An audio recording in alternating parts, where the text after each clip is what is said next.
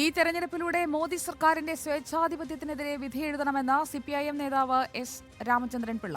വർഗീയ കോർപ്പറേറ്റ് കൂട്ടുകെട്ടിന്റെ അമിതാധികാര വാഴ്ചയാണ് ഇപ്പോൾ നടക്കുന്നത്. LDF കൊല്ലം ലോക്സഭാ മണ്ഡലം കൺവെൻഷൻ എസ് രാമചന്ദ്രൻ പിള്ള ഉദ്ഘാടനം ചെയ്തു. കേന്ദ്രഭരണം മാറേണ്ടത് അത്യാവശ്യമാണ്. കേരളം നേടിയെടുത്ത നേട്ടങ്ങൾ നിലനിർത്താനും കൂടുതൽ നേട്ടങ്ങൾ ഉണ്ടാക്കാനും ഇടതുപക്ഷ വിജയം അനിവാര്യമാണെന്നും മൃദു ഹിന്ദുത്വ സമീപനം സ്വീകരിക്കുന്ന പ്രതിപക്ഷത്തെ വിശ്വസിക്കാനാകില്ലെന്നും പ്രതിപക്ഷ നേതാക്കൾക്കെതിരെയുള്ള രാഷ്ട്രീയ ആയുധമായി EDയെയും CBIയെയും ആദായ നികുതി വകുപ്പിനെയും ഉപയോഗിക്കുകയാണ് BJP-യിൽ ചേർന്നാൽ അതോടെ കേസ് അവസാനിപ്പിക്കുമെന്നതാണ് നിലവിലെ സ്ഥിതിയെന്നും എസ് രാമചന്ദ്രൻ പിള്ള പറഞ്ഞു.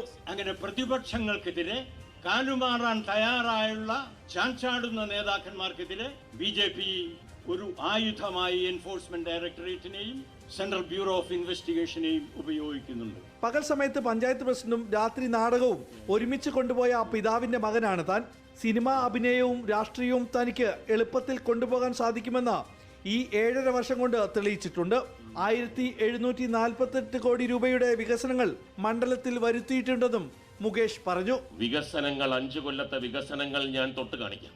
ചലഞ്ച് ആർക്ക് വേണമെങ്കിലും ഏറ്റെടുക്കാം, തൊട്ട് കാണിക്കാം. ആ ചലഞ്ച് ഇതുവരെയും ആരും ഏറ്റെടുത്തിട്ടില്ല.